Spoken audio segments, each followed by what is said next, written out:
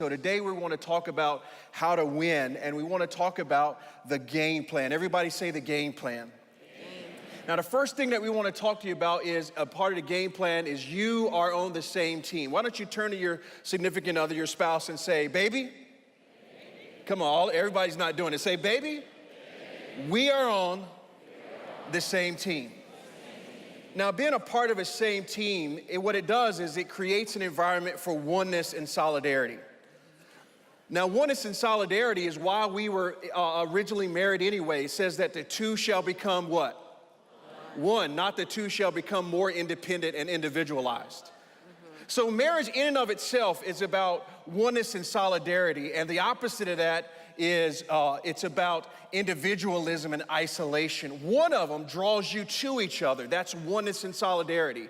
The other one drives you away from each other. Now, you didn't get married, or you're not thinking about marriage to be driven away from each other. In fact, when we mentor couples or we counsel couples, one of the things that we do if they're coming in with a hot topic and one of them's always sitting there saying it's his fault and she said it's their fault, what we like to do is to back them up just a little bit, and we say, how did you meet? What drew you about them? And most of the time we get, we used to do long walks or long talks. Anybody know what I'm talking about right now? Anybody know? And then some of them say, like my dad, he would say, I was attracted to those white pants, and I've been following those white pants ever since. Anybody? There's something about you are on the same team. That's right. So if you're on the same team, then you are not enemies. So the NFL players, they are on the same team, and when they step on that field to face their opponents, they are trying to be unified and focusing on the real enemy and not on each other. So whatever had been going on before, all personal issues are laid aside so they can operate as a team.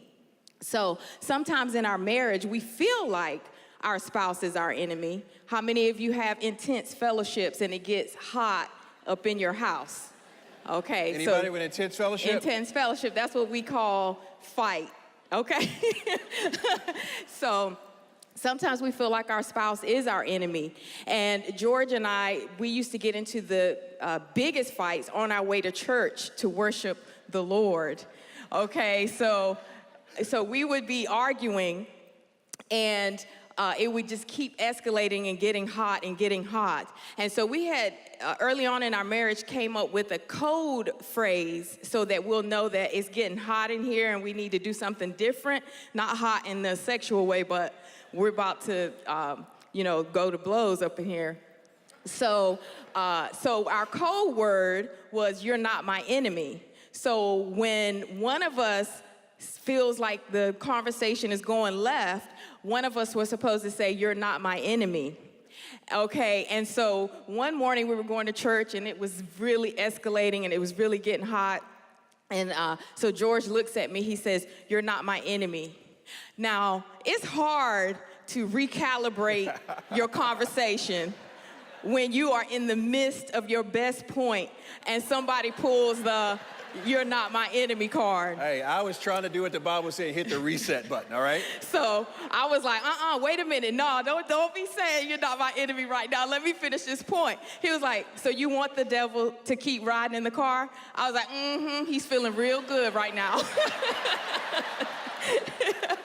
So the reason why we came up with that code word, you're not my enemy, is based out of Ephesians, that scripture that says, finally, be strong in the Lord and the power of his might, not your own fist. Put on the full armor of God so that you can stand against the devil's schemes. For our struggle is not against flesh and blood. So your spouse is not your enemy. That's not the enemy you're fighting. But we wrestle against the rulers of darkness and authorities, against the powers of this dark world, and against spiritual forces of evil in the heavenly realms. So there is an enemy, but it's not your spouse.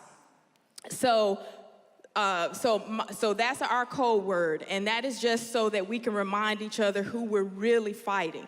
So turn to your spouse and say, you're not my enemy. Now, come on, say it like you really mean it. Yes. Say, you are not my enemy. That's right. Now, we know when we're in the midst of the battle, I mean, it feels good to win an argument. Come on, man, grunt or something. Feels good to win that argument, but let me tell you something. When you hit that repair attempt and your wife really knows that what you just said, you don't really mean, and you want to say, you know what, I know I messed up. Just say, you are not my enemy. We're on the same team. Now, can you imagine in the NFL environment if teams suited up, the same team suited up, and then when they got on the field, they went and played for the other team? It doesn't quite work.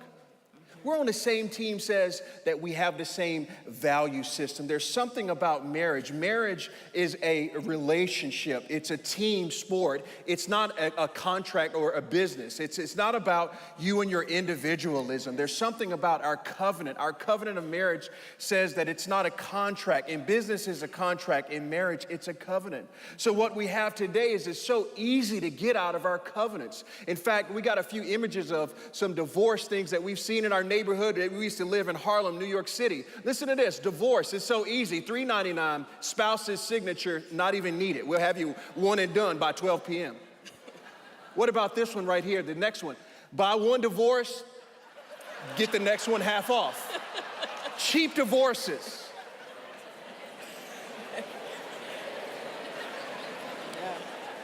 Listen.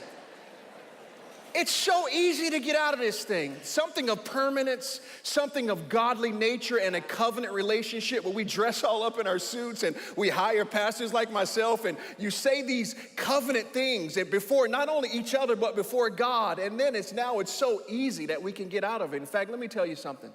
It's easier today in our economy to start over than it is to believe that God can reconcile. That's right. Than it is to believe that God can heal your marriage. And if you're in here today and you're thinking about starting over, let me tell you something, you're in the right place. The scripture says that when we draw near to God, He draws near to you. There's something about what He does. Come on, you can give that a hand.